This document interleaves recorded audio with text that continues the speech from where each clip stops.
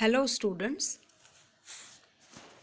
हम BSc part 2 के paper 2 के लिए एल्डिहाइड कीटोन्स चैप्टर में उनकी स्पेसिफिक रिएक्शंस के रूप में रिडक्शन को पढ़ रहे हैं।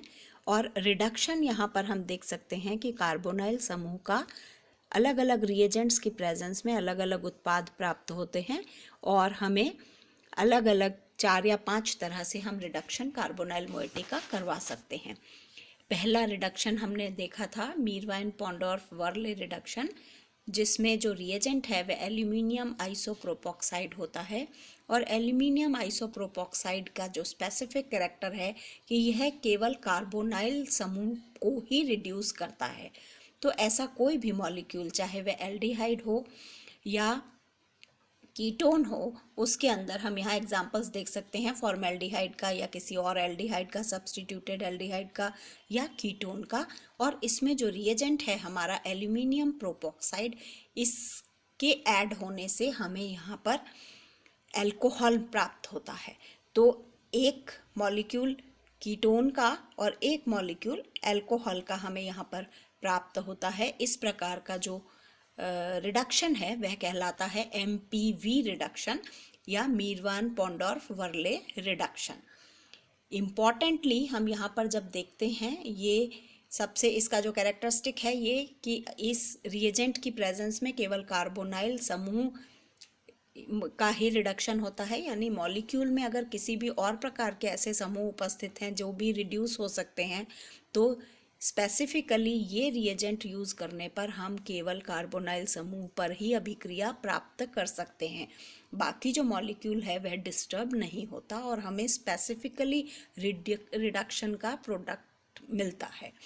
तो ये एक इम्पॉर्टेंट विशिष्ट अभिक्रिया है कार्बोनाइल समूह के लिए, एमपीवी रिडक्शन।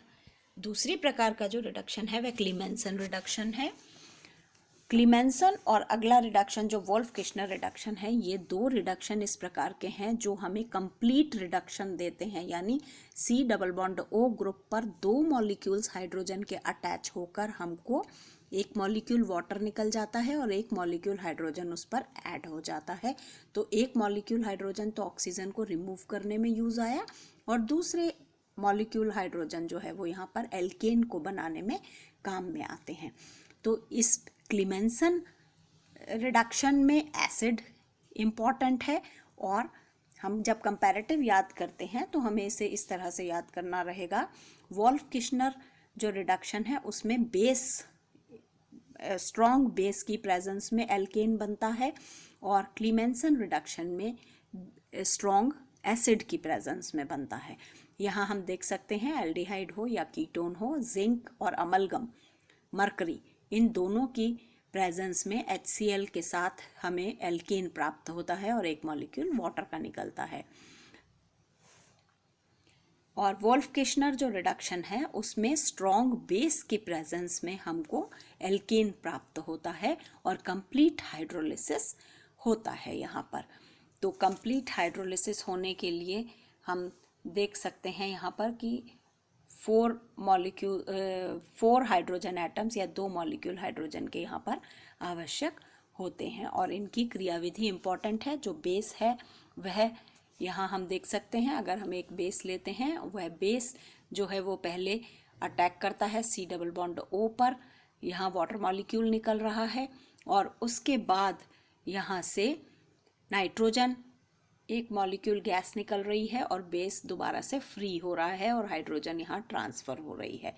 तो यह बहुत ज़्यादा उपयोगी नहीं है यह विधि, लेकिन हमें यहाँ पर कंप्लीटली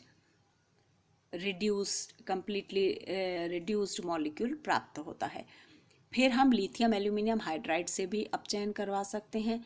लिथियम एल्यूमिनियम हाइड्राइड से जो अपचयन होता है उसमें माइल्ड अपचयन होता है। माइल्ड मतलब हमें एल्कोहल मिलता है, यानी एल्डिहाइड पर एक मॉलिक्यूल हाइड्रोजन का ऐड होता है लिथियम एल्यूमिनियम हाइड्राइड की प्रेजेंस में और हमें एल्कोहल मिलते हैं। एसिटाल्डिहाइड से इथेनॉल, एसीटोन से 2-प्रोपेनॉल। और अभिक्रिया इसकी जो है वह, उसमें हमें जो क्रियाविधि है वह हम देख सकते हैं कि एक मेटल कॉम्प्लेक्स के थ्रू यह बनता है, एक बीच में ट्रांजिशन स्टेट बनती है जिसमें मेटल जो है वो पूरी तरह से वहाँ पर ऐड होता है। लिथियम एल्यूमिनियम हाइड्राइड का एक एडक्ट बनता है और वो आगे जाकर AlCl3 का मॉलिक्यूल यहाँ निकल जाता है, LiCl3 निकल जाता है एक मॉलिक्यूल, और हमें यहाँ पर मीथेनॉल प्राप्त होता है अगर हम फॉर्मेल्डिहाइड का रिएक्शन कराते हैं, रिडक्शन कराते हैं। इसी प्रकार से सोडियम बोरोहाइड्राइड, इसकी प्रेजेंस में भी हमें एल्कोहल्स प्राप्त होते हैं। तो इस प्रकार से इम्पॉर्टेंट हमें देखना है माइल्ड रिडक्शन कहाँ होते हैं और स्ट्रॉन्ग रिडक्शन कहाँ होते हैं, और हमें स्पेसिफिक रिडक्शन कार्बोनाइल समूह का अगर कराना है तो MPV रिडक्शन हमें आवश्यक है।